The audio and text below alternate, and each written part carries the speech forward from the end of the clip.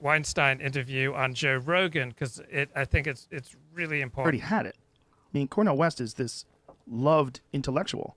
When I found out they denied him tenure, I mean, that's got to be the funniest thing ever. Joe Rogan thinking that Cornel West is some loved intellectual, and how could they deny him tenure? I mean, Cornel West has like 110 IQ. He doesn't have a scholarly bone in his body.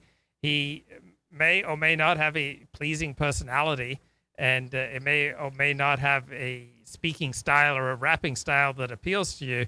But there's nothing about Cornel West that says intellectual accomplishment. I was like, what? How do you deny Cornel West tenure? Like, what is that? What do you think about that? I, first of all, am not knowledgeable in that area. I think of him as a very bright superstar of some sort of... Come on. Let's not call Cornel West bright. I mean, he's got the IQ of above average. The IQ somewhere 110 range, but far from bright. Part academic, part social crossover, high impact human being. I was there when Larry Summers was president of Harvard, when he went out and said, effectively, too many people are using the Harvard label, and we're going to be reining it in and going back to hard rigor and basics. Let me tell you what people don't understand about Harvard. Harvard is two separate structures fused together. One is about power, and one is about achievement. And the two of them are interlinked in a way that cannot be separated. Without the achievement, Harvard wouldn't have this kind of glowing reputation that causes us to sort of ooh and ah over it historically. Right. Without the power, it wouldn't be able to attract the money, and it wouldn't be able to constantly position itself. So through achievement, it gets enough cachet to wield power. Through the power, it gets... Okay, so that's important. Let's say that I mute someone on a live stream. Now, you could have the reaction, nobody does that to me. When you look up, you see a face like mine looking down at you. Nobody mutes me. Or you walk down the street and somebody accidentally brushes into you, and you feel like it's a great personal affront. Or let's say you're at work and you get called into the boss's office and you get fired. So we always look at other people and the things that they do, and we always forget what role that we might have played in incentivizing their reactions to us. It's like, oh, other people do things that are just, completely out of the blue. But when you get any level of understanding, you realize that people's freedom to react to various things in life is considerably circumscribed. So it's not like even Harvard has unlimited freedom to do everything that it wants to do. Harvard, me, Laponius, Ricardo, Mr. Pelu, Claire Khaw, we're all reacting to incentives within our own structure, and our choices, our words, our decisions may be absolutely incomprehensible to someone who doesn't know us. But if you have any degree of empathy and you understand somebody's situation, then you see, oh, they are reacting to a certain incentive. So, for example, when I do this show, generally speaking, I put the show first. It's not primarily about anything else. It's primarily about doing a show that stands up, that perhaps can be even listened to or viewed with benefit, either for entertainment value or for educational value, or just as part of a relationship. I have a relationship with you. You have a relationship with me. You write things in the chat. I react to them. You come into Los Angeles. I meet up with you.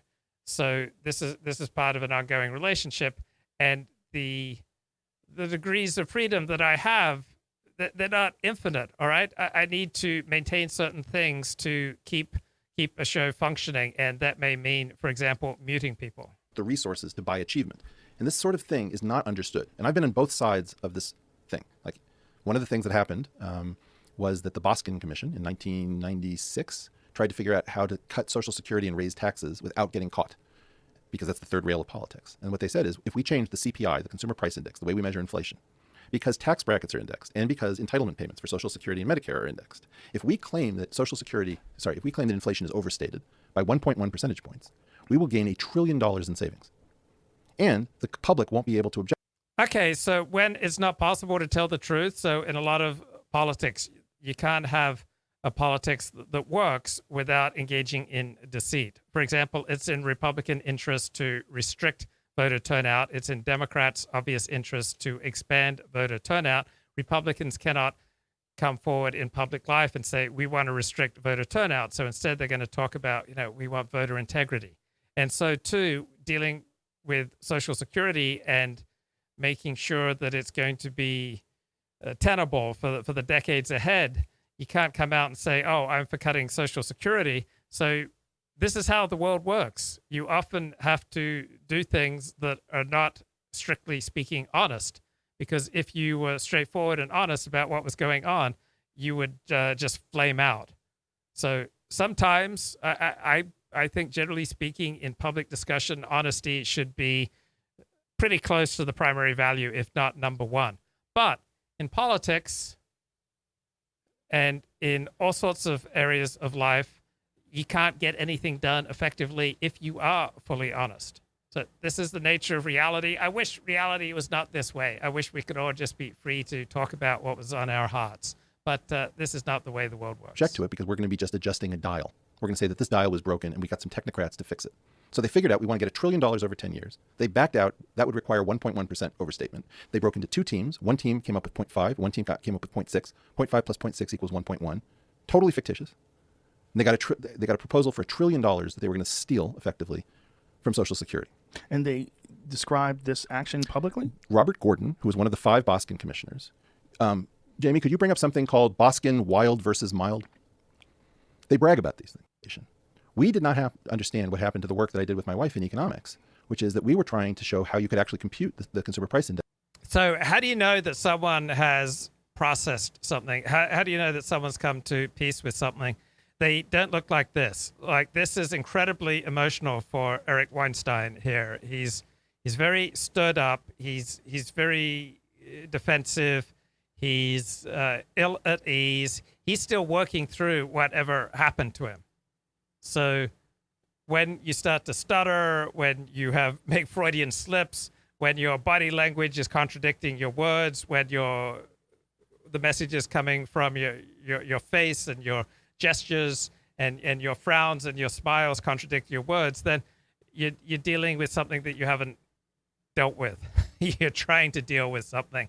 And so here, Eric Weinstein is very obviously trying to deal with something, but he hasn't dealt with it yet. So the way the world works is we see what we want to see to be able to maintain our understanding of who we are. Right? And anything that we see or hear that contradicts our understanding of who we are, we automatically just reject it. So the conscious mind spends most of its time spinning a narrative to justify all the things that we've done and try to make it coherent so we can still regard ourselves as a good person. So obviously, we all have enormous blind spots, and most of us are simply not capable of coming to terms with the horrible things that we've done, the dishonest things that we've done, the slimy things that we've done, because almost nobody can survive walking around with a negative self-image. It's simply not a viable path forward. It's not a life that works. So we just automatically dismiss any insights, news, information that contradicts both our sense of self and our belief about how the world operates. So obviously, this makes people bizarre because they are denying all sorts of aspects of reality simply because these aspects of reality would shake them to their core and force them to change or force them to confront things about themselves that they just don't want to deal with.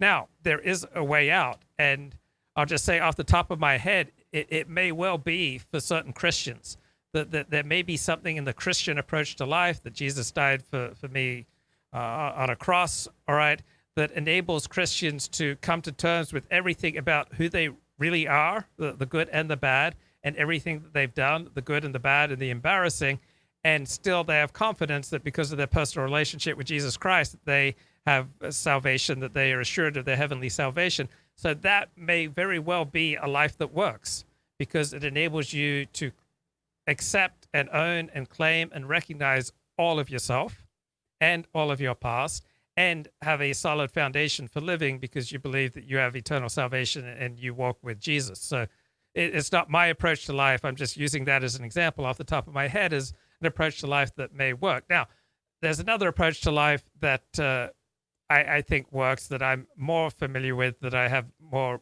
belief in and more experience with these days, and that's the 12-step approach, where you are able to accept, yeah, I did these horrible things, I did these embarrassing things, I did all these things that contradict things that I stand for now, and the 12-step trick is to say, well, I did those things because I was coming out of addiction.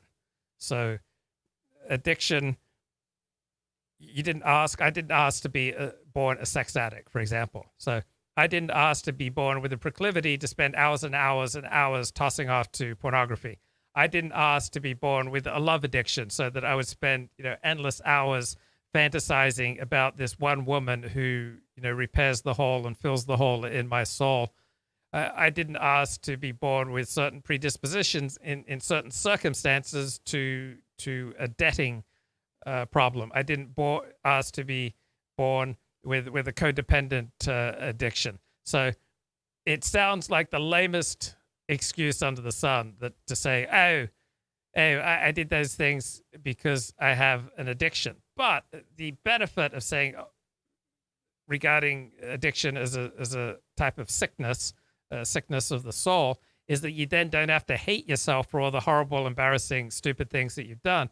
You recognize that you didn't ask to be born with this addiction.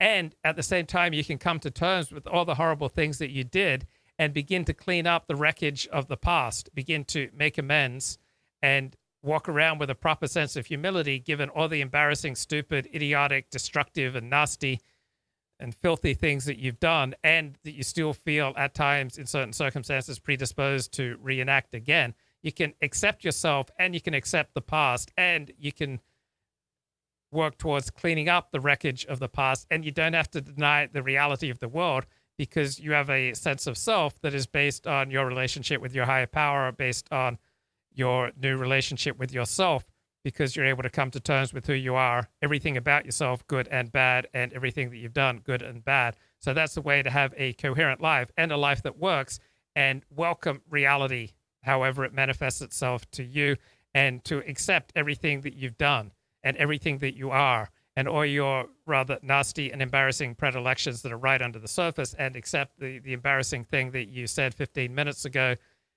and still have a solid sense of self.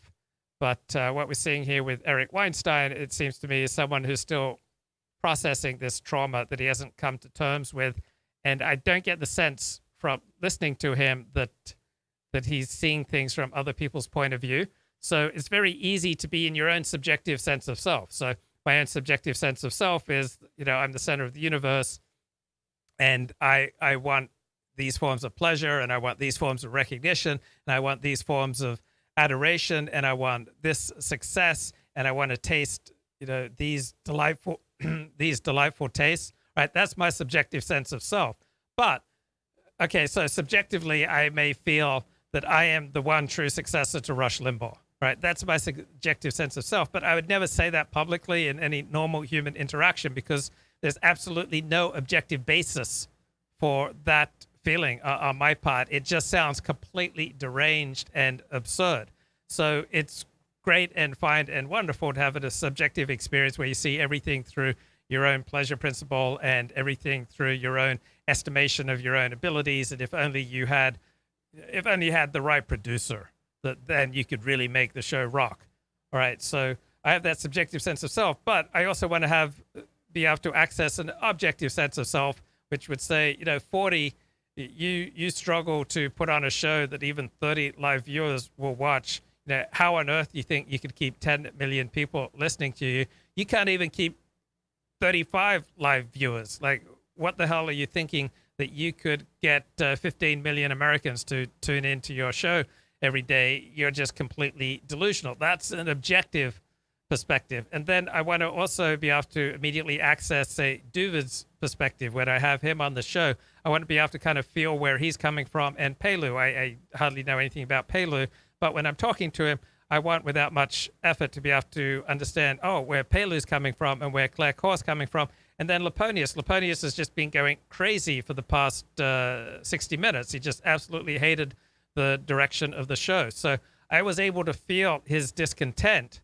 And it doesn't mean that I then bow down to it and go, oh, I need to stop the show, the current direction of the show because Laponius is unhappy. No, I can take his vote into consideration, but I don't have to award his vote a veto. So I can experience Laponius's point of view without being overwhelmed by empathy. So I used to be so overwhelmed by empathy that I couldn't say no to certain people in certain circumstances. So we don't want to be handing out veto power to other people. I want to just be able to empathize with Ricardo's point of view. Most of the time, of course, I'm going to be in my own subjective point of view. Then I want to be able to oscillate to an objective perspective. I want to be able to see things from, the various friends, Elliot Blatt in the chat and half Galician, and have some empathy for whatever's going on, how they understand. So a healthy person is able to oscillate between all these different perspectives. I should be able to stand up and say, give Laponius's point of view. Laponius says, I assume he would say, look, the last 60 minutes were just an insult to my intelligence. Is this really how you want to end up the week?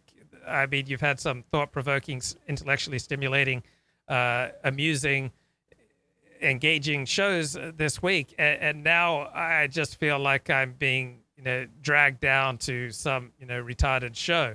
So that's Laponius's perspective. At the same time, half Galician and Elliot Blatt, I believe they love Claire Khaw, and they're thrilled to have Claire Khaw back on the show. They enjoy some Dooovid on the show. A lot of people love Ricardo because Ricardo has such emotional honesty and he has such great broadcasting talent. And then other people enjoyed having, say, Pelu on the show because he's never been on the show before. But at the same time, I recognize that, say, 90% of the audience did not enjoy having Pelu on the show. So I recognize 90% of the audience did not want Pelu on the show, but I did not allow that 90% to have a veto. I recognized their vote, and I understood where they were coming from, just as I try to understand where Pelu is coming from. But the show must go on. I weigh up these different perspectives, my own subjective perspective and objective perspective, the subjective experiences of the people watching the show, subjective experiences of the people participating in the show, and just allow them just to flow through me. I don't have to give any one of them an absolute veto, and then just be at ease. So I may be deluding myself, but I feel completely at ease discussing these different perspectives. I think I can articulate the different points of view, either the participants in the show or the viewers on the show. Everyone's coming to the show with their own stuff.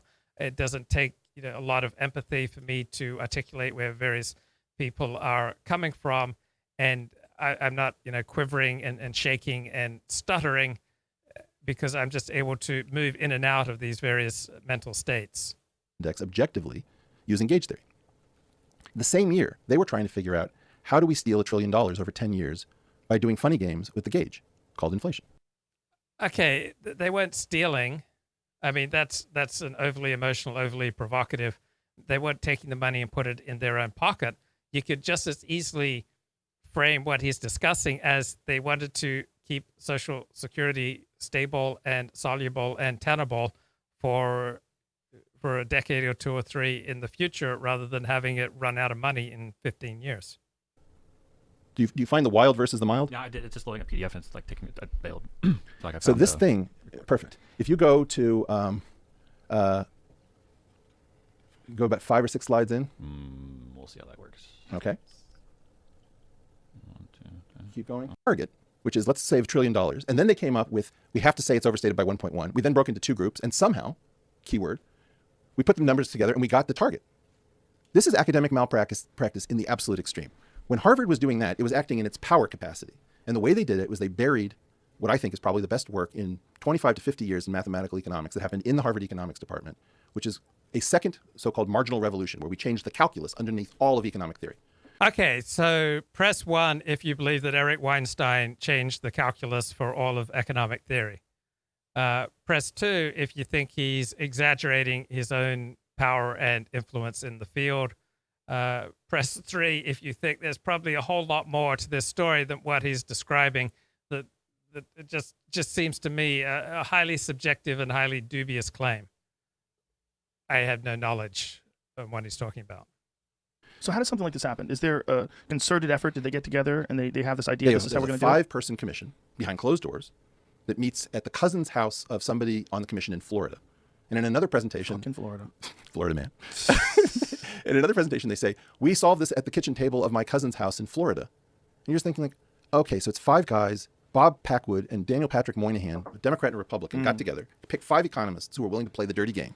The dirty game broke into 2 teams. They knew exactly what they had to do. They found the results to put them together, to put in front of Congress, to put in front of the National Okay, so the dirty game he's talking about here is keeping Social Security solvent for another 2 or 3 decades. So what Eric Weinstein regards as a dirty idea, I think most other people would regard as the height of statesmanship.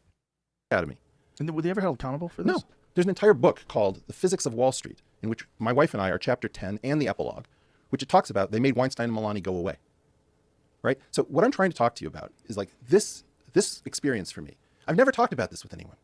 Yeah, see, he's never talked about it with anyone, and that's why he's so upset, just below the surface. Now, was he asked to go away because he was just too damn honest, because he was just too damn good, because he was just too innovative, because he was just too damn brilliant, or did they just find him too damn annoying, or is he just completely misremembering what was going on? I've talked to tons of people privately. Okay, so again, this is the point. We all create a story for who we are, right? And then we only see that which supports our story. Everything that challenges our story, we just ignore. So it's possible that he just is recollecting the truth in tranquility.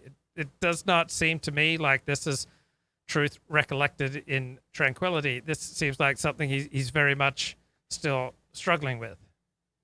So the nature of the human being is just to reject anything that challenges our own sense of ourselves, which includes, particularly for men, particularly men interested in politics and men interested in economics, our sense of ourselves depends upon our perspectives on politics and economics being true, right, correct, and good, and any differing perspectives are, by definition, wrong. This is going to go out into the world. I was, you know this question, like, what has Eric Weinstein ever done? I did that. I did the marginal revolution using gauge theory. Stop. That question is Tim Dillon joking around. Yeah, I know. He said, "What? He never created the Actually, rotato. He was that was just very joking. fun. He was fucking around." That was the funny part about it. He was joking. But he's saying that because he knows you're brilliant. I Do you love understand? him The only too. reason why he can say that, if you were a loser, he couldn't say that. You don't need to make me feel good about myself. I know, but you brought it up again. No, I'm saying something completely different. Okay. I actually have been scared of this question. What question? Tim's question taken seriously. Who's going to take it seriously? I'm taking it seriously. Okay. No. You're in a weird world. Okay, now, why is he scared? Because it's forcing him to confront parts of himself that he didn't really want to look at. He's just wanted to avoid. That's why we get scared in these situations. We will encounter life experiences that will shake our sense of self, that will challenge our sense of self. So generally speaking, the only time we change who we are fundamentally is when the pain of maintaining who we are exceeds the pain of changing. So people, generally speaking, don't enter psychotherapy until, age 40 or later, because by then the pain of continuing to do things the same old way, we start to see that as exceeding the pain of doing the therapy. Okay, here's your weird world. You're in a world of serious intellectual people. But You're hanging damn out straight. You're also hanging out with Tim Dillon and me. And I love it. But but the problem is, like, you're conflating these two things. No, Joe, I'm not that angry at Tim Dillon. It's not. I'm not that angry. Did you hear that? You heard the word. You heard the word that? That's a problem. Well, you're not that angry at Carlos Mencia. I'm not angry at him at all. I know, and I'm not angry at Tim Dillon. I'm sad for Tim Dillon. Anyway. Should be sad for Tim. Wait. He's one of the most important comedians of our time. Okay. How dare you? How dare I? I mean, Eric is furious, right? And I'm not condemning him for fury, right? This is not 40, up here speaking down to Eric Weinstein. He's absolutely furious. Why is he furious? Because he hasn't processed whatever happened to him.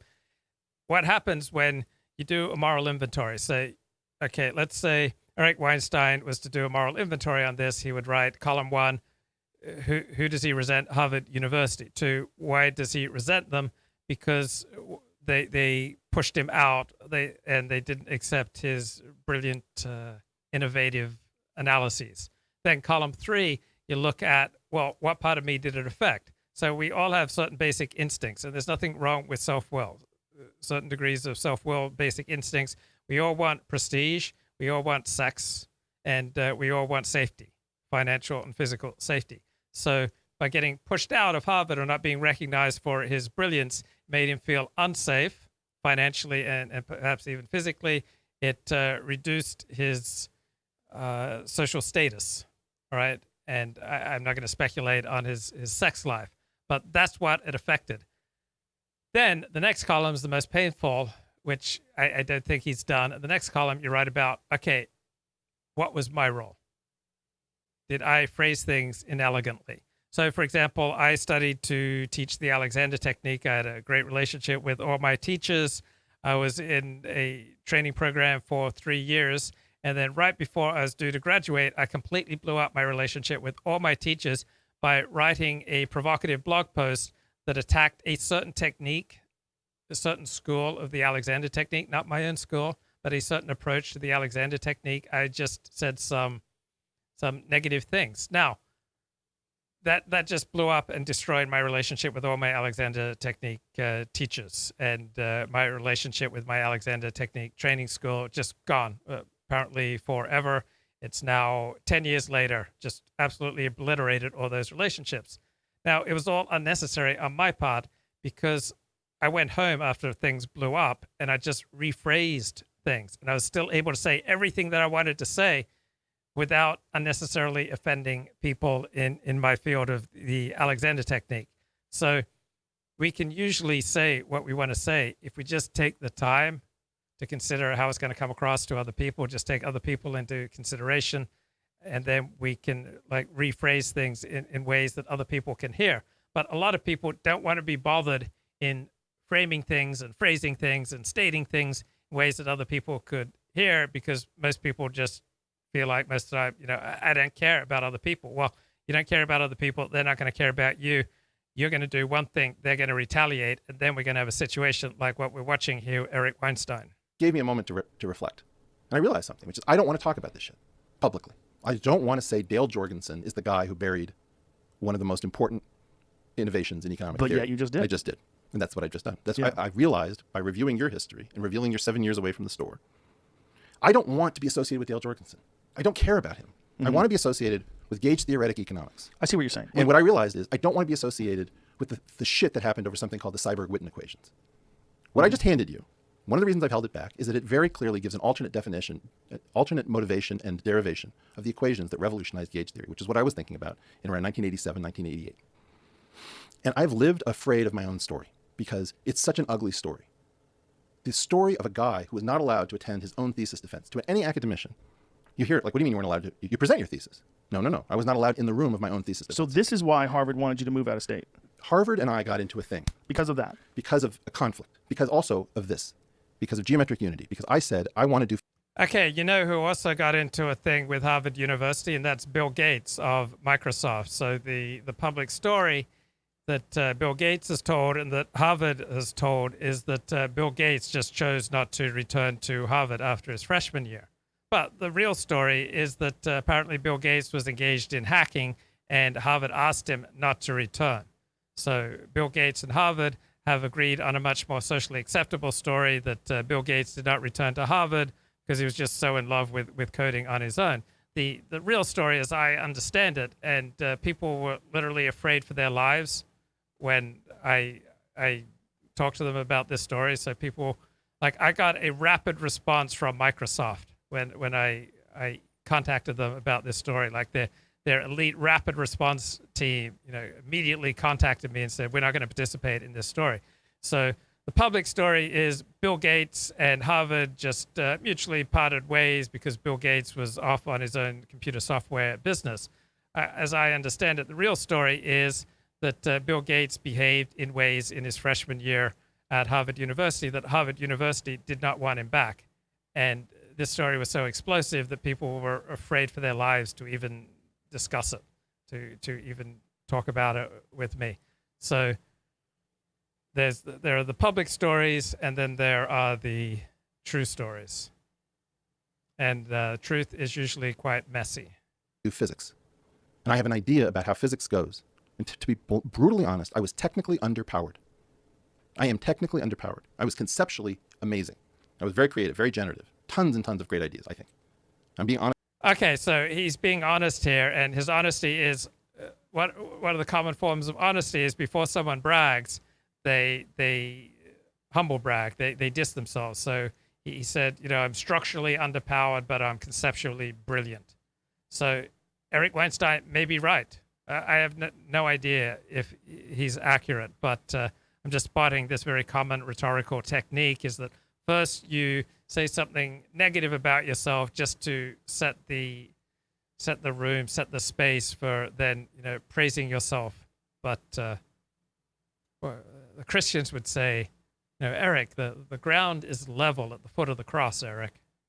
Honest on both fronts. Technically underpowered. Okay. I couldn't accept myself in this world of if you play classical music, everybody's technically brilliant. There's no technically weak people in classical music.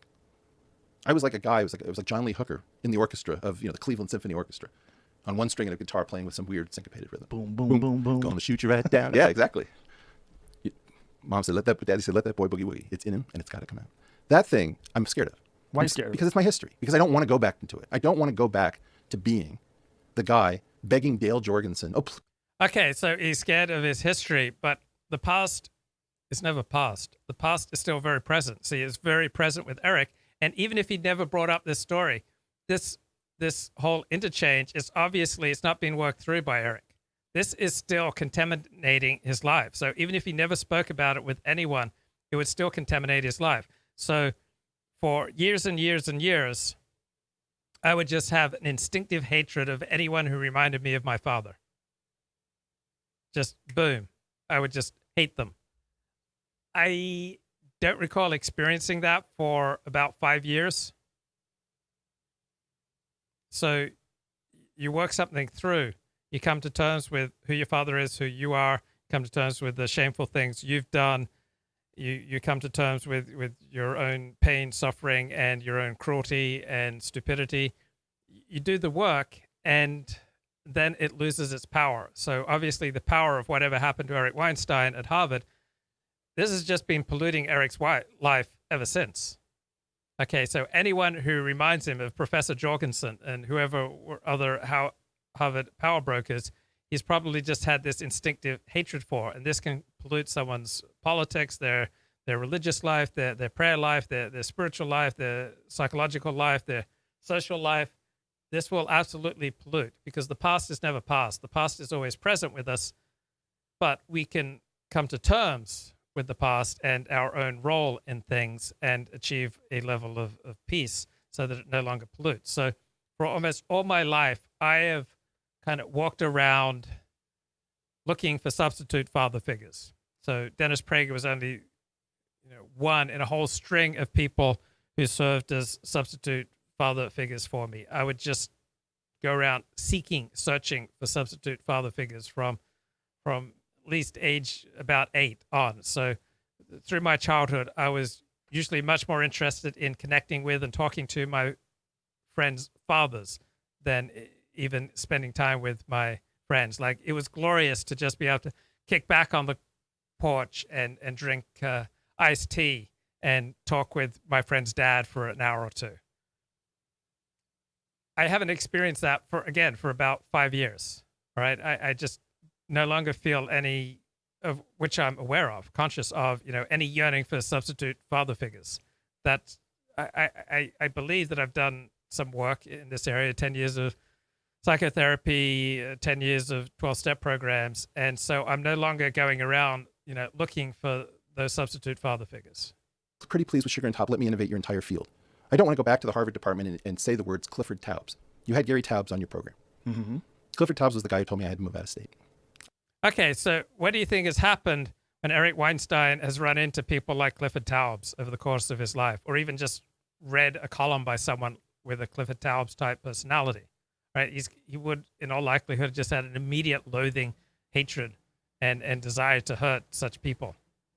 And this is going to pollute your life. Clifford Is he related to Gary? Yeah, he's his brother.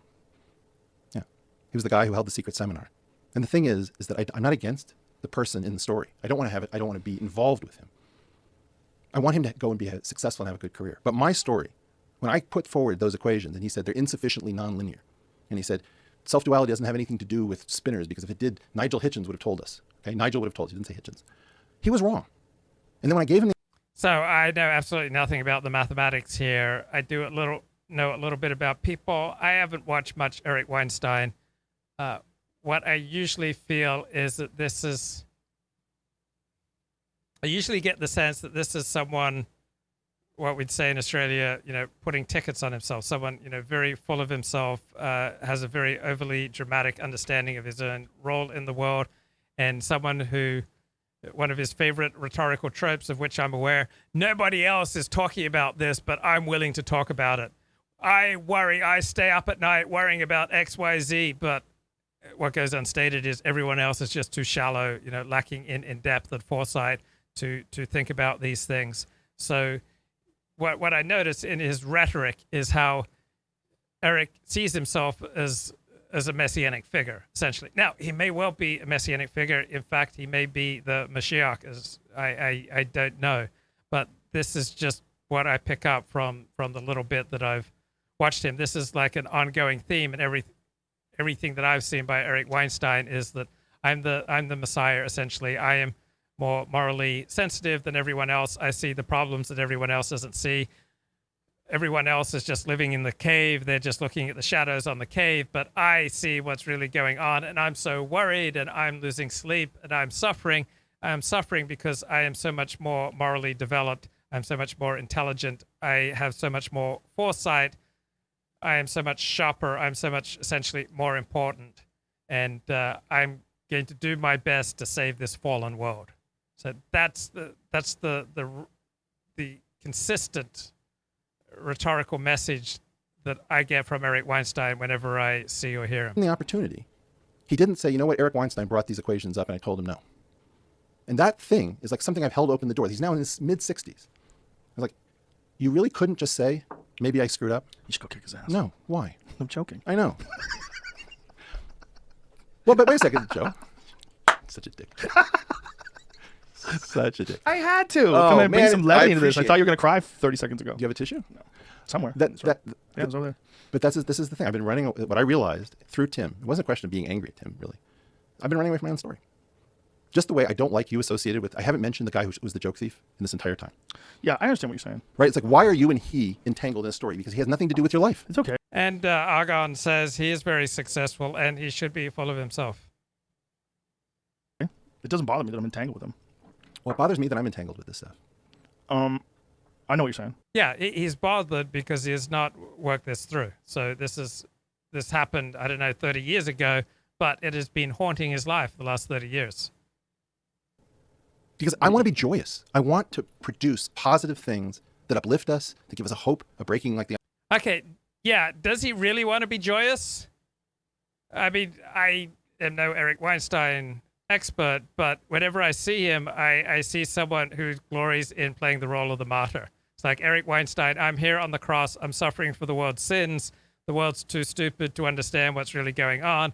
I've got these brilliant insights into physics and into economics, into the very nature of life itself, and I'm suffering because of the keenness and profundity of my insights. And he may be absolutely right, but I get the feel from him that this is someone who revels in suffering because it enables him to feel that he's just so much smarter, more profound, more astute, more in tune with the nature of the universe, more in tune with reality, and everyone else is just too stupid and morally obtuse to see the things that he sees. The Einsteinian speed limit. You know, if this is wrong, I want to know. Mm-hmm. I think it's right. I think with all my flaws, all my failings, and being 25 years out of the field, I believe that this story is going to be fixed by people who are trying to shoot it down there and say, holy shit, I think there's something here. Well, now we're going to know, right? I'm hoping. You released it today? On geometric unity,